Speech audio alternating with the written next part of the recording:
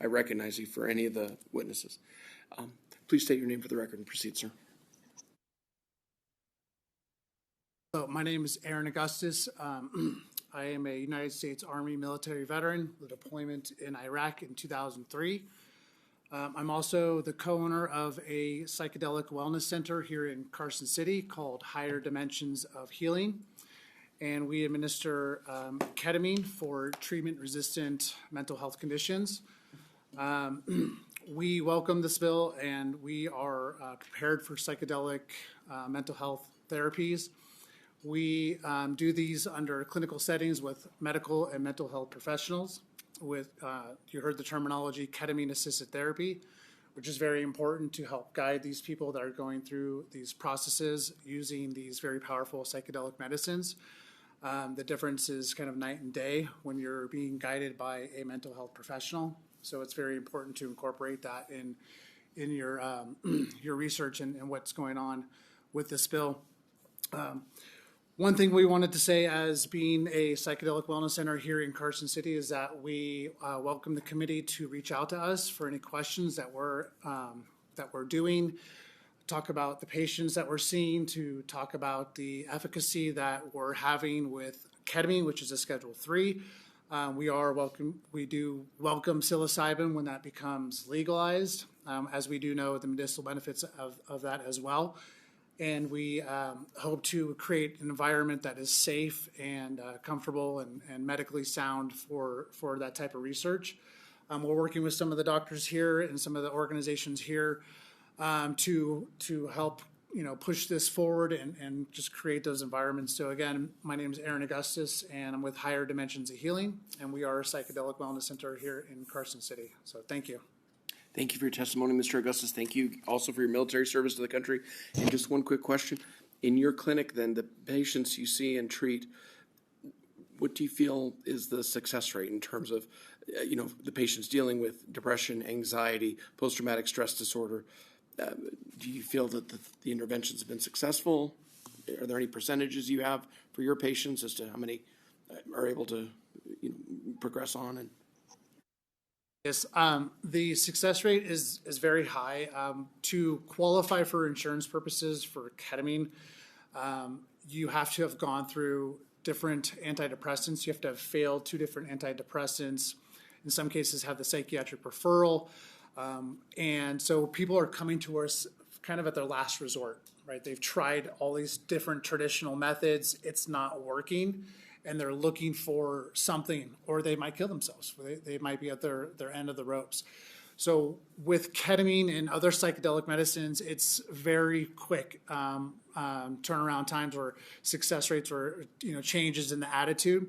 And you can see that within the session during the actual treatment to follow up the next few days.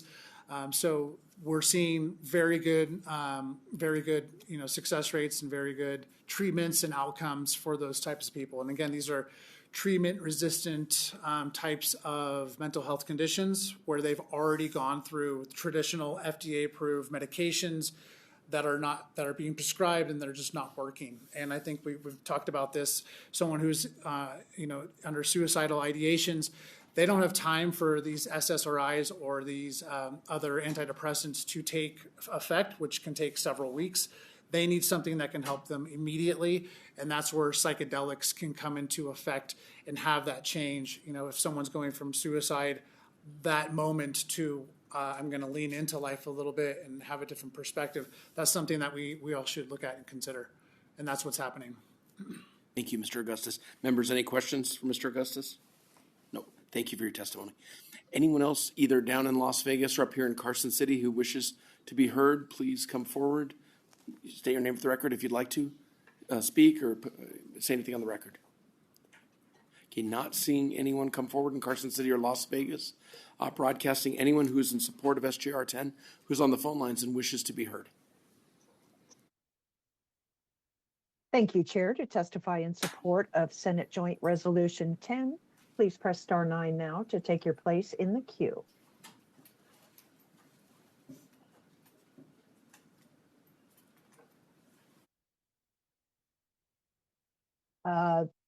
That was weird. The caller was on the line raised their hand and then they hung up. So sorry, Chair, at this time, the public line is open and working, but there are no callers.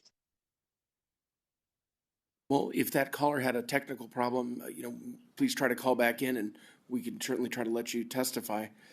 So then now I'd like to go to opposed SGR 10.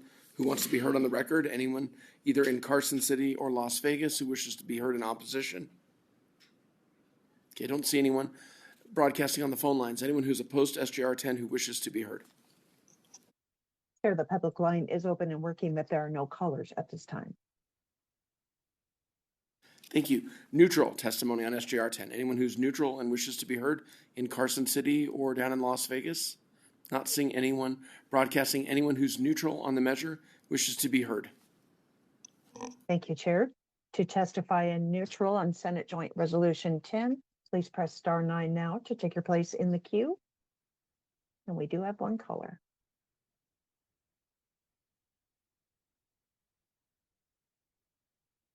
Caller, you're unmuted. Please proceed.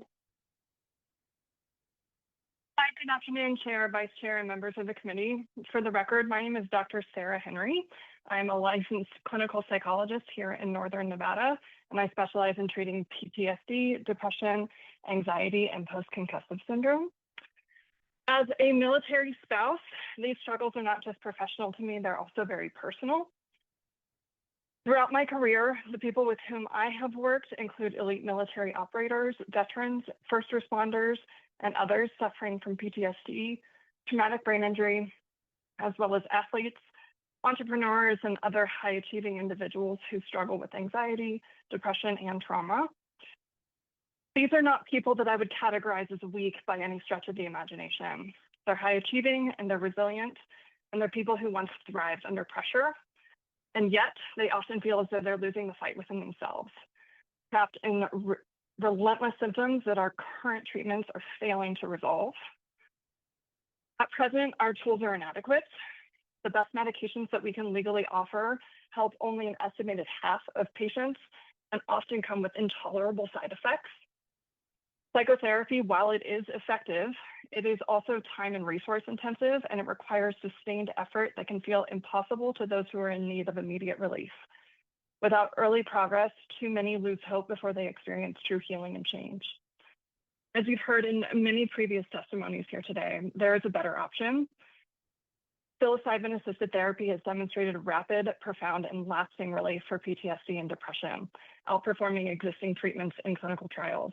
Yet psilocybin remains classified as having no medical value, preventing the research and therapeutic access that could dramatically change the lives of millions. This classification is outdated and it's actively harming those who need help the most. Rescheduling psilocybin is not about making it accessible for recreational use alone. It's about acknowledging the science and expanding the availability for there to be more and more thorough research on a treatment that has potential to heal where nothing else really has. And Nevada has the opportunity to lead here.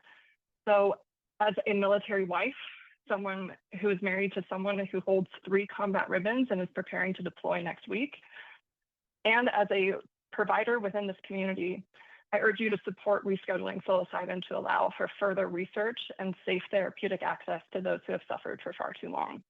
I really appreciate your support, your time, and your consideration in this effort. Thank you, Dr. Henry, and thank you for your family service to the military. Members, any questions for Dr. Henry? I'm not seeing any. Thank you very much for your testimony. Broadcasting, is there anyone else on the phone lines who wishes to speak? There are no additional callers at this time. Okay, thank you. And the one call that got disconnected, they haven't called back in, have they, broadcasting? That was Sarah. Oh, that was. I believe Dr. that was. Thank you. And then I think that was testimony in favor. So if we could classify her testimony as in support rather than neutral. I appreciate that, Madam Secretary. With that, I know, Doctor, did you want to come back and make some additional comments? And we're going to come up for closing? Okay, thank you.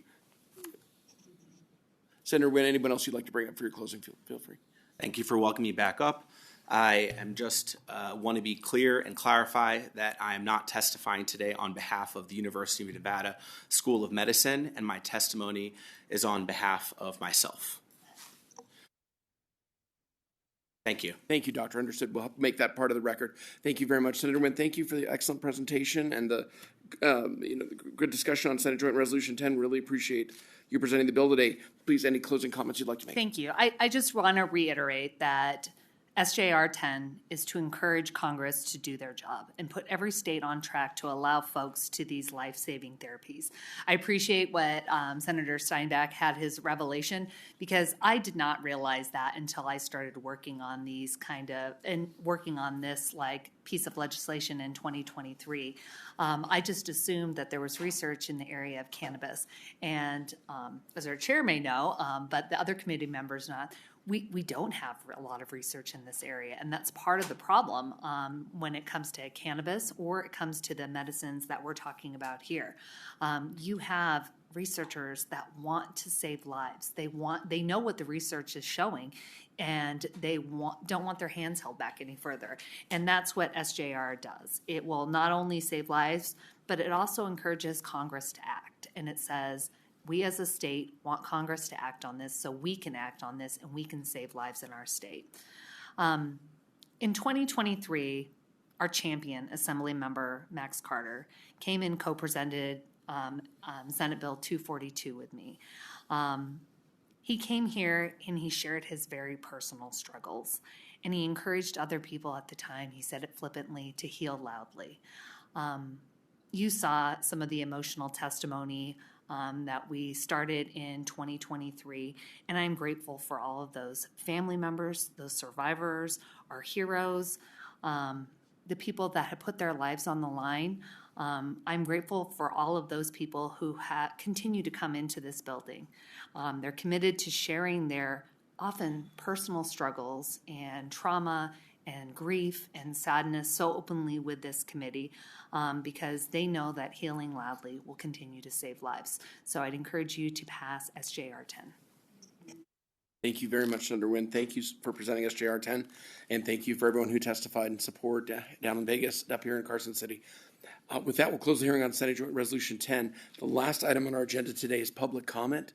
So I'd like to open up for public comment. That's comment related to something not related to our bill hearing, but anything else. 2 minutes per speaker. Anyone in Carson City or Las Vegas who wishes to make public comment? Okay, not seeing anyone broadcasting. Is there anyone on the phone lines who wishes to make public comment? Thank you, Chair. To provide public comment, please press star 9 now to take your place in the queue.